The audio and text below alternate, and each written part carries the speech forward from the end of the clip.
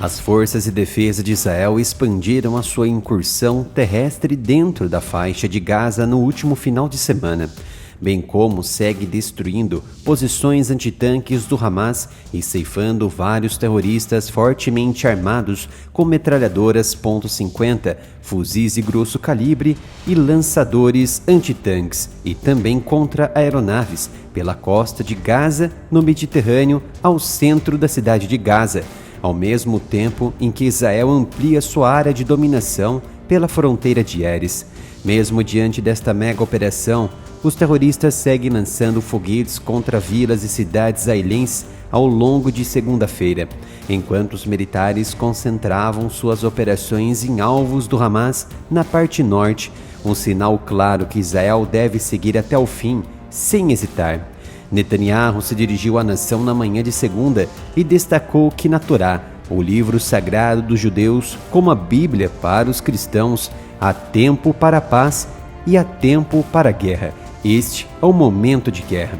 De acordo com especialistas independentes, o exército israelense conseguiu penetrar 3 quilômetros de profundidade no centro da faixa de Gaza, colocou um bloqueio na estrada de Salah al-Din e com isso isolou efetivamente a cidade de Gaza e os campos do norte e do resto da faixa.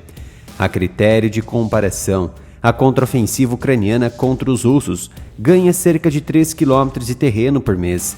É claro que são cenários absolutamente diferentes, mas é importante destacar que apenas em 3 dias de ofensiva terrestre de Israel, obteve um grande perímetro nas profundezas de Gaza, até então dominadas pelo Hamas, que gabava do controle da região, mas nada puderam fazer.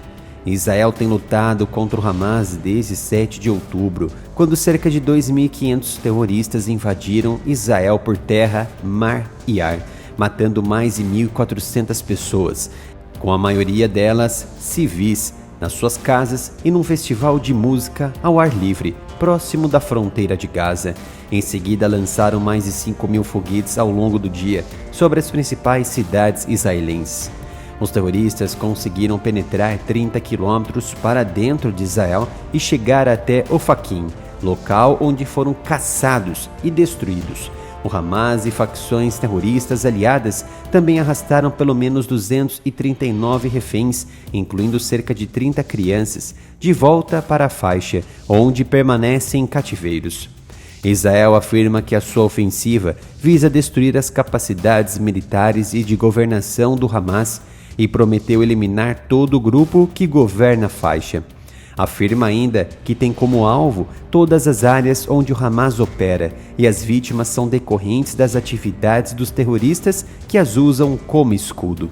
Estima-se que mais de 600.000 pessoas em Gaza foram deslocadas da porção norte rumo ao sul por causa dos terroristas e mais de 200.000 indivíduos israelenses foram deslocados dentro da própria Israel, próxima aos limites da faixa, para evitar a insegurança.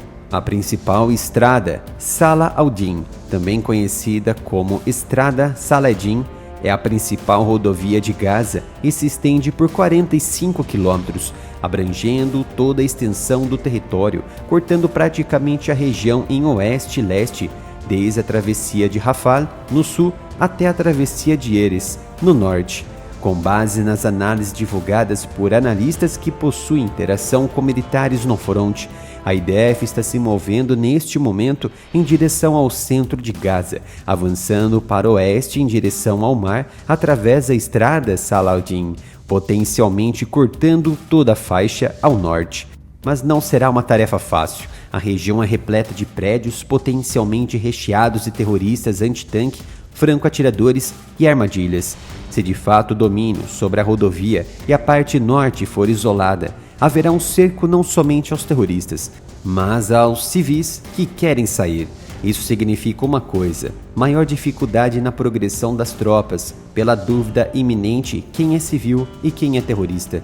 Para isso, deverá ocorrer uma revista minuciosa a pelo menos 100 metros de distância para carros, 50 metros para motociclistas e 30 metros para pedestres, pela possibilidade de portarem explosivos. Ao meu ver, Israel segue operando progressivamente e com muito cuidado, possui experiência neste conflito. Mas existem alguns jornalistas e analistas que esperavam o contrário, uma ofensiva mais ampla e rápida, dizendo que Israel adiou uma esperada ampliação de suas operações terrestres, de acordo com sugestões feitas pelo secretário de Defesa dos Estados Unidos, Lloyd Austin.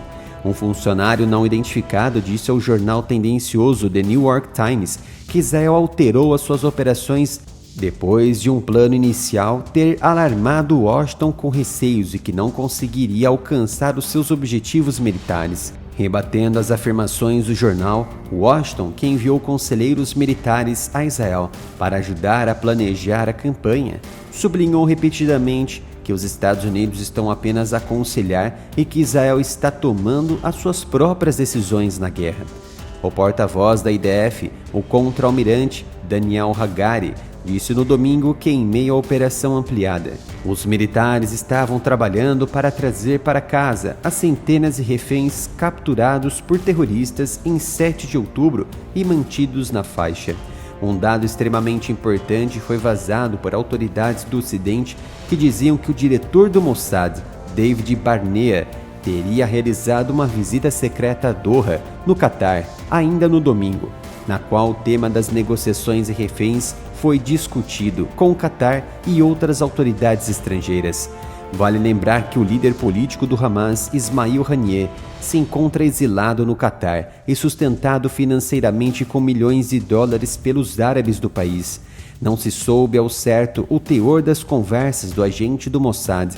Talvez tenha negociado a possível cabeça do líder do Hamas em troca de alguma facilitação na guerra que está em andamento. O porta-voz da IDF disse ainda que um novo grupo de soldados de vigilância estava sendo convocado para o serviço militar, onde realizaria o trabalho importante para a defesa de Israel. Vários soldados de vigilância foram sequestrados e também mortos em 7 de outubro. Esses soldados de vigilância pertencem ao Corpo de Inteligência de Combate e operam ao longo das fronteiras do país, bem como em toda a Cisjordânia. Os soldados de vigilância são referidos por muitos como os olhos do exército, pois fornecem informações de inteligência em tempo real aos soldados no terreno, 24 horas por dia, 7 dias por semana. Estamos acompanhando todos os desfechos políticos e militares desta guerra. Venha visitar a loja do Área Militar. Temos diversas opções de camisetas com estampas incríveis e o melhor, tudo por um preço justo.